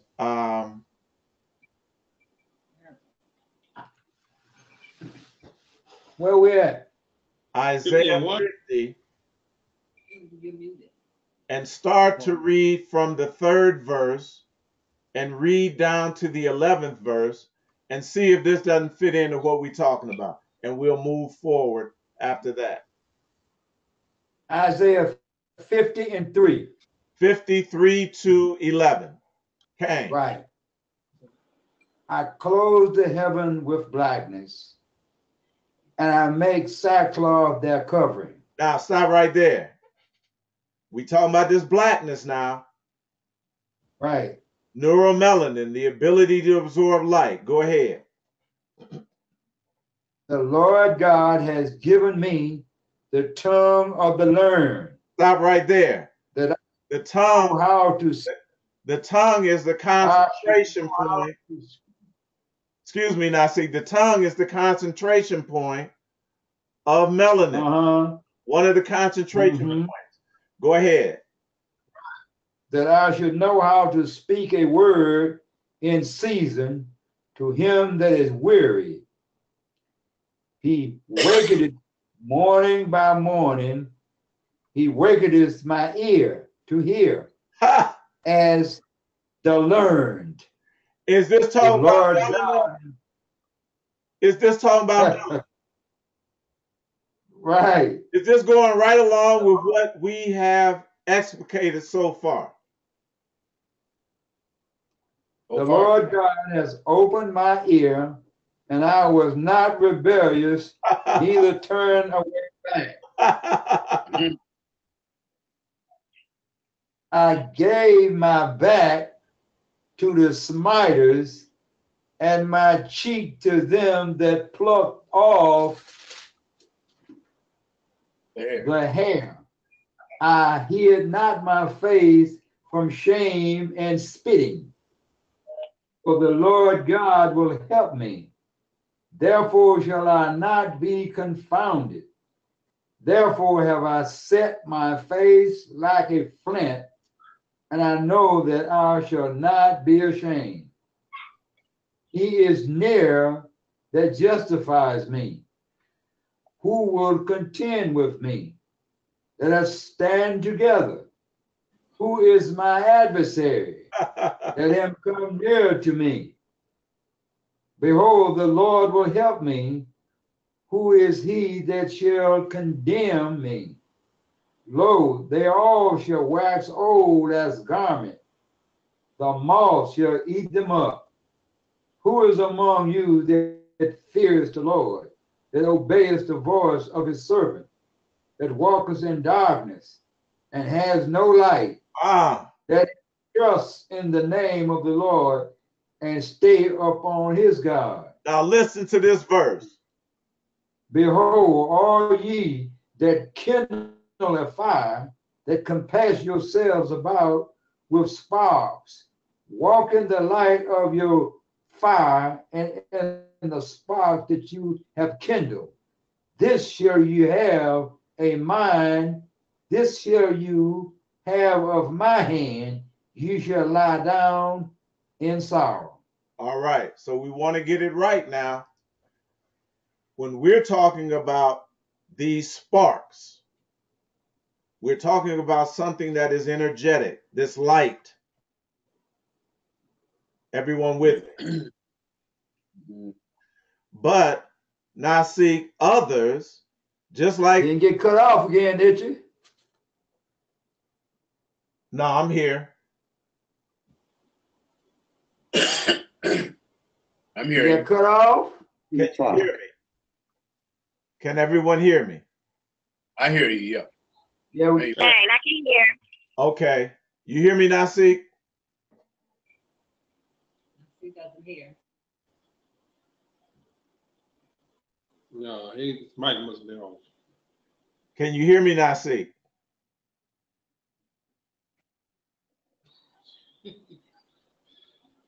Not see. Hold on. His mic must have went on. Oh, no, it's... Nasi, can you hear me? We can't hear him. I'll call him. Nah, what had happened, his mic had frozen open. Oh, okay. Can you hear me now, Nasi? Yeah, I can hear you now. Okay, yeah, your mic had frozen open. Oh, my mic had frozen. Correct. Oh, okay. Only yours.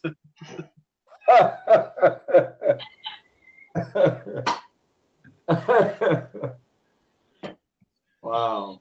Okay, so It was like that. it talks about two, it gives us in that 11th verse an understanding of two different sparks or two different aspects of light. So we'll talk about the first one because we're going to find out that there are two different types of lions that we've already talked about, that the nation that according to the narrative that the Lord sent against us would roar like lions, right? And they would roar Right. like the sea. So we're clear historically who those people are. And NASIK pointed out beforehand that that these individuals created a language that had to be instituted by force, that had to be maintained by force and forced coercion and genocide, conquering of peoples, and we understand how all of this was established. Right. And it was a means of control. And we were, up to this point, like NASIK said, controlled by that language. Absolutely controlled by it. So let's talk about the holy sparks, what they call the holy sparks, and we'll call the whole sparks, or sparks that will lead to wholeness. All right?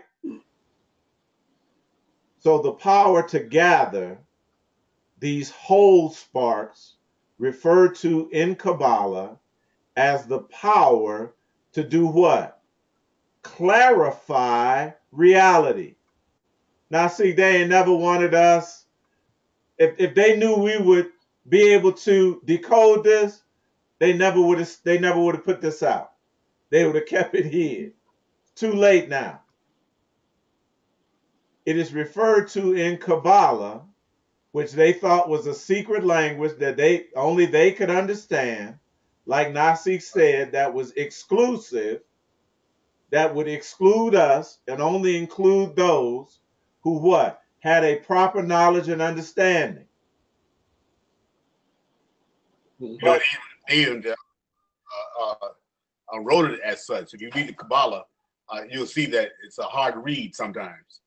Yeah, but not no more. No, right. So the power to gather these holy sparks, referred to in Kabbalah as the power to clarify reality. But look, we already know. We know the difference between the simulated reality and the holistic reality, correct? We know the difference. So the evidence is that we have been about the business of what? Gathering these holistic sparks. And what? Combining them or synthesizing them, photosynthesis, spiritual or energetic photosynthesis, back into one thing, which is a holistic reality. It is the power of the heart. Remember, we said that they took the heart out of this, Nasi. Right, right. And so we're what? We're reconnecting the heart in this equation, resurrecting the heart. One is due. And it is the power of the lion. Now we've seen this in the Wizard of Oz, because the cowardly lion was in search of what? A heart. A heart.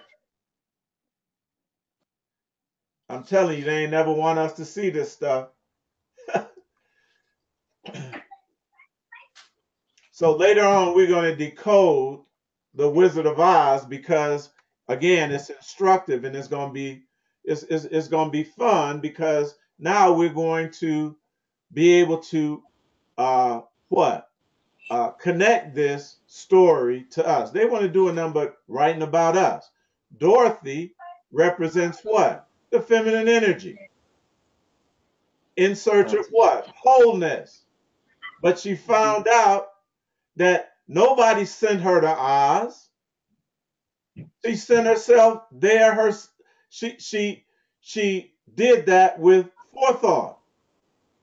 And she ain't never left nowhere. And nothing ever happened to her, except that she got a bump on the head. Right. And she understood that there was what? No place like home. No place like wholeness. No place like unity with the source. The lion pounces on his prey. Now we're going to go back and look at something.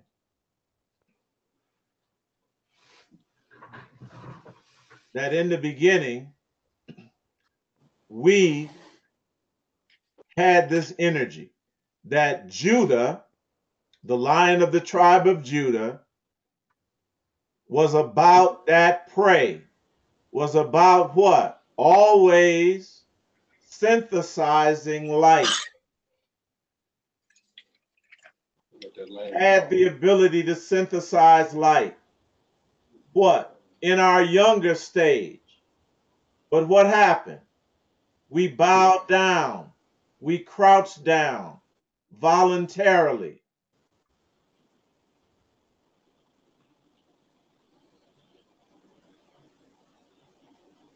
But it's time for us to be what? Roused up again. Absolutely. So we're going to understand exactly how to do this. A symbol, the lion pounces on the prey, the symbol in Kabbalah for identifying and redeeming fallen sparks. The one fallen spark, and see, we always think outside of ourselves, NASIK, because we have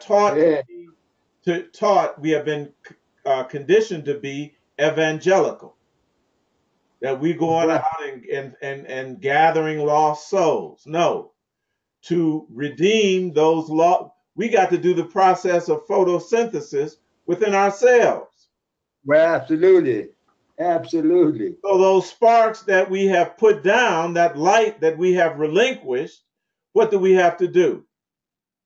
Come back into Pick it up. Yeah. Which in the consumption of his prey, it should be her prey, she elevates their source in holiness or wholeness. Absolutely. Note, in nature, it is the female lion or lioness who hunts, identifies, and gathers the prey. The heart in the body is, listen now, see, in a continuous state of war. Is continuously in a state of war. So we find stated in the Sefer Yetzirah, the heart in the living body is as a king in war. So when you haven't solved that heart, now see, you haven't healed that heart, when you come and you present light to individuals that are in darkness, listen, what's going to happen? They're going to protect the darkness. Their heart is going to rise up in them like what? A king in war. Absolutely. They have to protect the darkness. And you're going to find egos, what? At war. Amaria. Egos at war. Hey. The lion is king of the animal kingdom. He is continuously in a state of war to what? Capture sparks entrapped in his enemy and elevate them to their source. Is that not what we're doing? That's what we're doing. Didn't our enemies, we talked about the Kabbalistic Jews, have these sparks of light captured? They couldn't do nothing with them. And we are elevating them, NASIK, to their source. Excellent, excellent. This is the holy lion, or the holistic lion. That's who all of us are. We're not just declaring that as a statement of ego, NASIK. We're declaring that as a state of fact because we are, in fact, demonstrating that. That's what time it is. That's what time it is. The profane lion, the focus is on what? Fear of the lion syndrome described above. The profane lion is afraid of you, what? Devouring him and elevating him and all that he has falsely had in his projection or his possession rather to a higher level. That's what they're scared of, the demonstration of this power. That is no doubt. So the scripture in Jeremiah 30 promises us that all that devoured thee shall be devoured. And NASIK, not in an act of war, but what? In an act of elevation. Right. In an act of an alchemical process that turns lead or base metals into what? More purified, more refined state of expression. And that's exactly what it is that we in the pursuit of. That's correct. And all thine enemies, all thine adversaries, every one of them shall go into captivity. Everyone. Not one left. Now, again, listen, we're not talking of something material or physical like that. We're talking that we will capture them and what? Elevate it to a higher level of expression.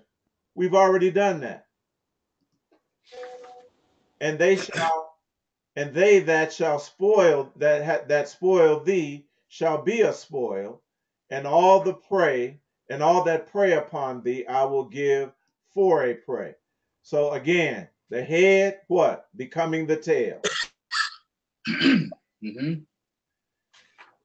Now let's deal with this serpent, because this is going to get to the source of power and allow us to understand exactly what we have to do.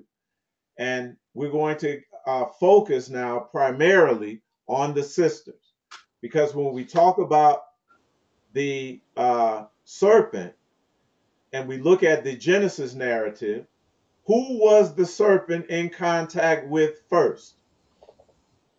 He's in contact with the sisters. With Kava, with the feminine energy. Yeah. So again, we instruct the sisters first on this, because they are always primary. That feminine aspect is always primary. The root of the word for snake, nachash, means to guess. It means to guess. Okay. Yes. This is a forbidden practice. According to what? According to Torah. Again, we had to put this ability down. And they call it what? A form of witchcraft. Guessing, they say, is a distortion of the mind, as explained above with regard to the venom of the snake that goes directly to the mind. Now they're going to talk about the holy snake or the holy guesser. This is the one they don't want you to know about. Is the possessor of what? The Holy Spirit, to ever intuit truth. So, uses the word intuit. The one thing that our sisters, even in darkness, possess was something called mother wit and women's intuition. Say I'm wrong. Yes, yes. Brothers, how many times in this patriarchal dominance that our woman told us something for sure? It could have been our mothers, it could have been our aunties, it could have been our wives or girlfriends that said, I got a bad feeling about this. Yeah. And you, in your patriarchal blindness, ignored that. When they hid and got spanked. and walked right into a whirlwind, a buzzsaw. But I'm the only one that has done that. Absolutely. So even in darkness, this was inherent in the sisters. This intuition. So the holy guesser is the possessor of the Holy Spirit, ever to intuit truth. So we know that that is the sisters. Eitai. Uh-huh.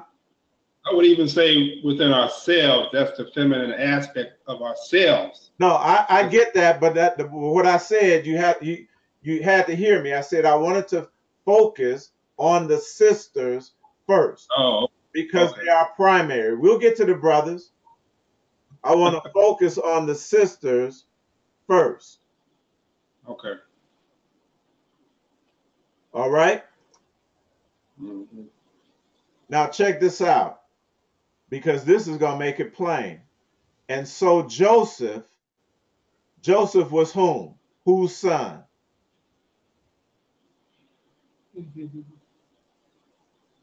Joseph was whose son? Jacob. Yeah, they would have 12. We've been talking about it. The son of Noon. Jacob, right? The son of Noon. I don't know. The son of Noon. Icky. Is talking about the feminine energy. And so says Joseph, son of Noon, the righteous to himself, for a man as myself shall surely guess correctly. As explained above, the snake serpent image returns to that of the wolf. Listen, insofar as both manifest sexual impulse. Both manifest sexual impulse. What do we refer to a man that is a womanizer, but a wolf? Isn't that what we say? Mm-hmm. And we give the wolf whistle. That's the wolf. I can't even whistle now. But that's the wolf whistle. When we whistle at a woman. Do it, Amaria. Oh. Absolutely. That's the wolf's whistle. So the snake and the wolf, they connect insofar as they manifest sexual impulse. Joseph, son of Nun, and I don't know why this didn't say that, but I'll put it in. We have to remind ourselves that even though we're talking about the brother, the feminine energy is behind this. The righteous epitomizes in the Torah the reactivation of what? The sexual drive, which is the union of opposite, the divine union of opposites. This is your power. This is our power. To understand how to identify and recognize these opposites and combine them to demonstrate power, creative power. Y'all got to hear me now. This is plain. This is simple.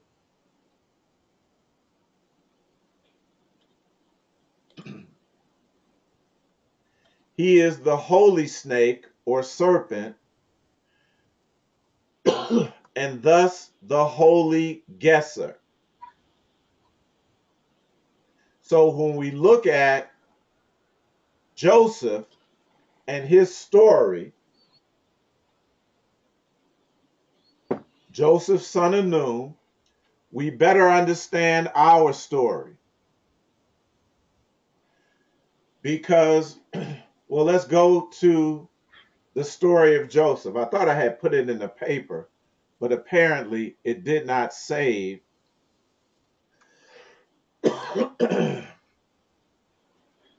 what I wanted it to say, but it will be in the final amendment of this. So you all are going to understand now this story of Joseph and his Technicolor dream coat. His coat, what is the largest organ on the body? What is the largest organ on the body? Skin. The skin.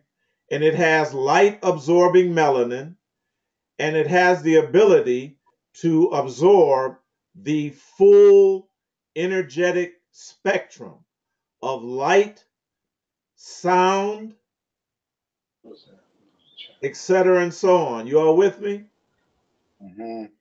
So this is going to correspond to Joseph, son of Nun, and the coat of many colors.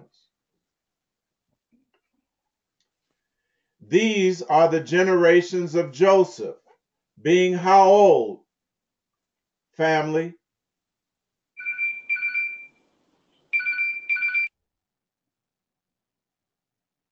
Is anyone following along? 17. 17. Let's go back, because this is where we started out. And Machiel did an excellent exposition of that word 17. The 17th tarot card is the star.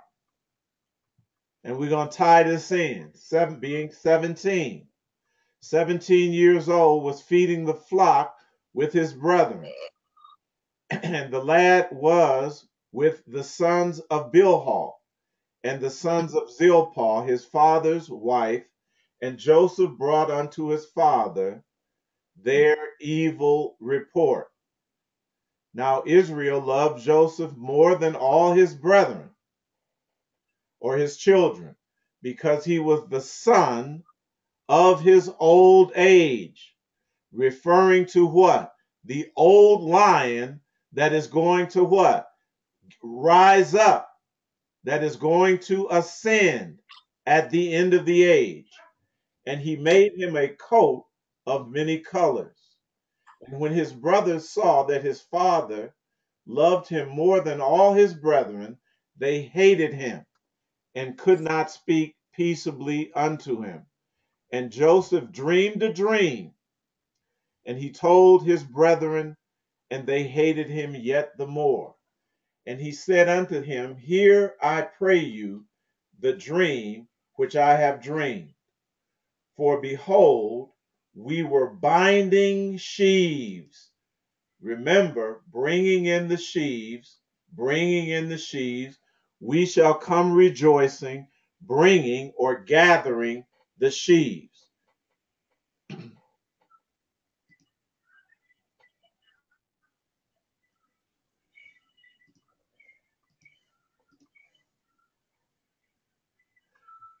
For behold, we were binding sheaves in the field, and lo, my sheaf arose, and also stood upright.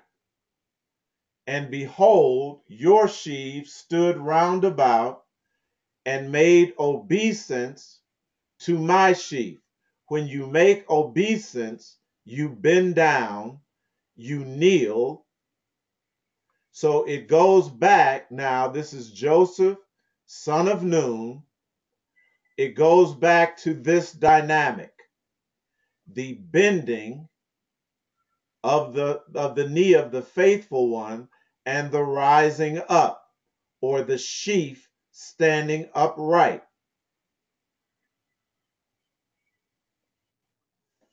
We must see this. This is talking about what was done, again, to heal and to correct a flaw, and at the end time, when we will have been healed and the flaw corrected, that we would stand upright. That we would stand upright. So the faithful one and then the righteous one that would stand up. That is the lion that is standing up in the end time. For behold, we were binding sheaves in the field, and lo, my sheaf arose and also stood upright, and behold, your sheaves stood round about and made obeisance to my sheaf. And his brethren said unto him, Shalt thou indeed reign over us? Or shalt thou indeed have dominion over us? And they hated him yet the more for his dreams and for his words. And he dreamed yet another dream and told his brethren and said, I have dreamed a dream more. And behold, the sun and the moon and the 11 stars made obeisance to me. And he told it to his father and to his brethren, and his father rebuked him and said, What is this dream that thou hast dreamed? Shall I and thy mother and thy brethren, indeed bow down ourselves to thee to the earth? So we have all of the elements of what we've covered thus far that has set the framework for this prophetic scenario to unfold.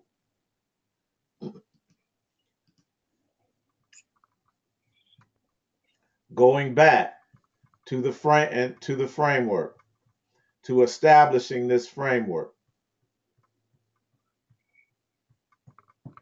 And bear with me.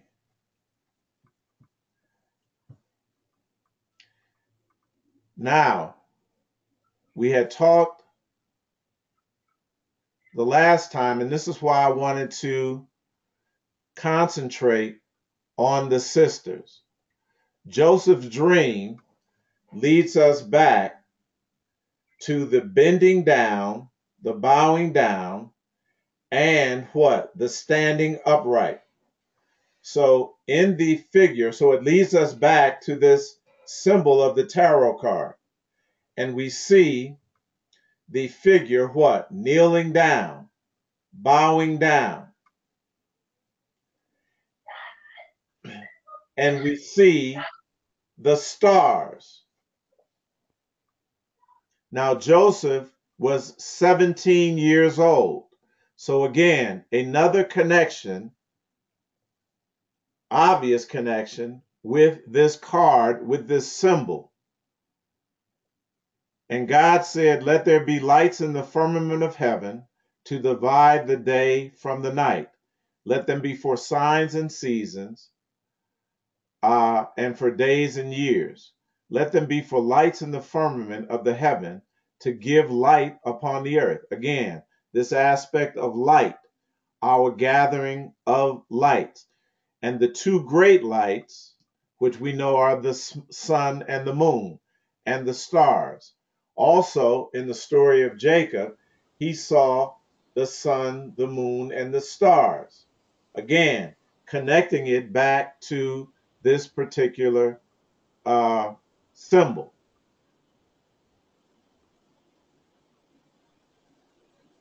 So we want to talk about this aspect of the feminine energy and how we are going to activate it, again, both in the male and the female. But we want to emphasize at this point, again, the supremacy of the feminine energy and speak directly to the sisterhood again. The soul, soil, soul, shoal, purifying eternal waters of the divine feminine. And we see again the figure kneeling down to purify. She has one, she's touching both the water and the earth. And again, pouring the water on the earth and in the water. This is this purifying process that was accomplished 400 years ago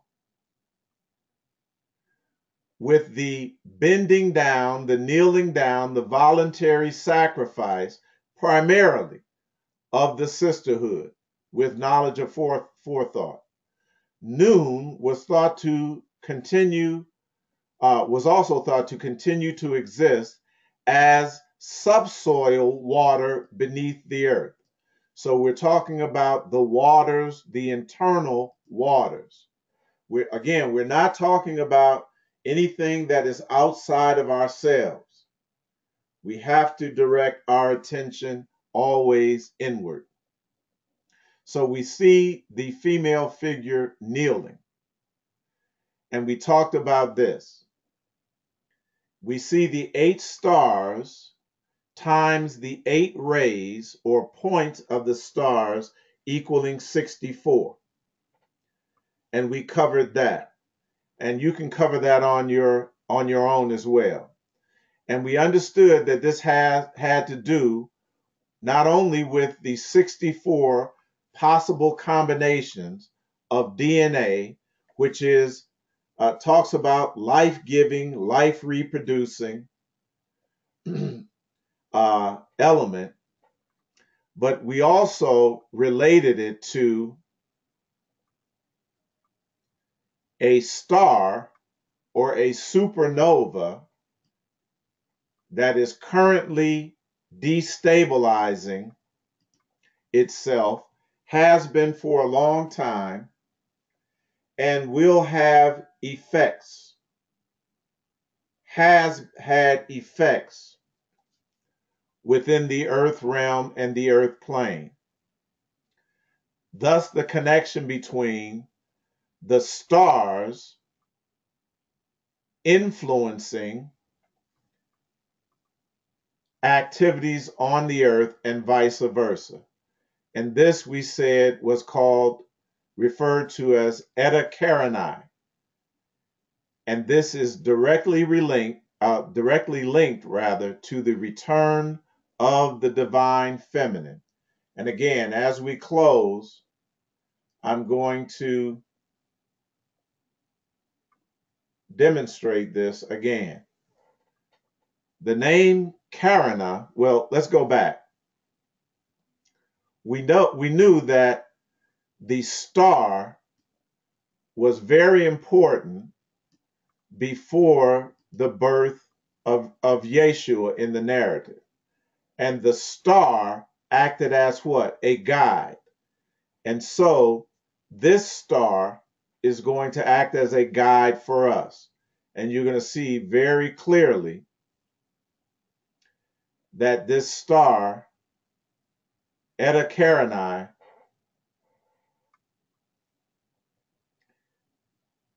is going to be instructive as well.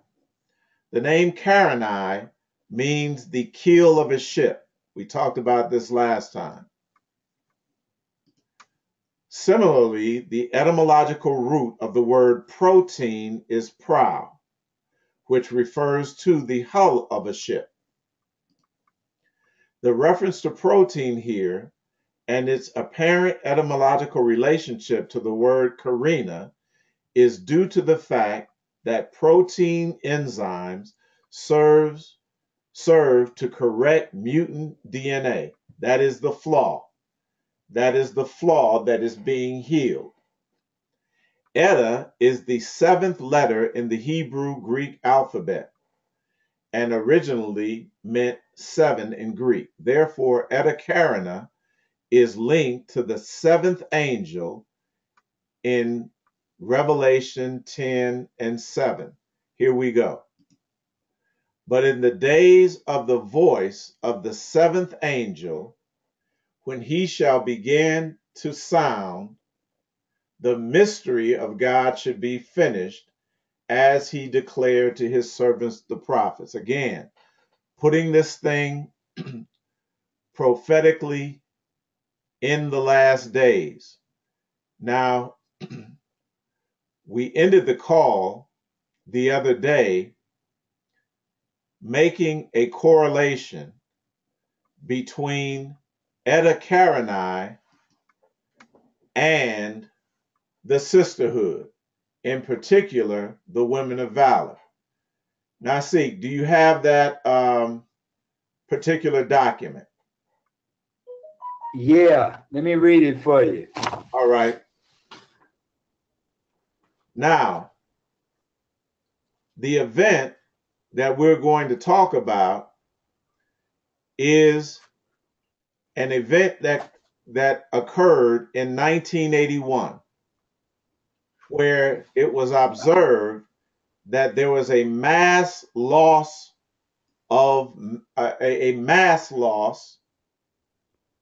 in the Eta Carinae supernova. There was a massive loss, and this was said to take place in May of 1981. Now, NASIK, when you read it, read the date as well that it was put out. Okay. Purpose of the Women of Valor. The divine order of the Women of Valor was established by our anointed Lord and Savior on International Sisters Day in June 1981. In June 1981. Hold on one second. In June 1981, this energetic anomaly or phenomena occurred in May, 1 month before this was given. Very important. Go ahead, NASIK. Quote, your charge is to think, meditate, consider, and teach how to become one again with your men. You must teach sisters, young girls, yourselves, and women of the world. A total family structure must go forth. The women of valor are a sign of the season of familyhood. Quote, end of quote. You must go back to your man to become one again.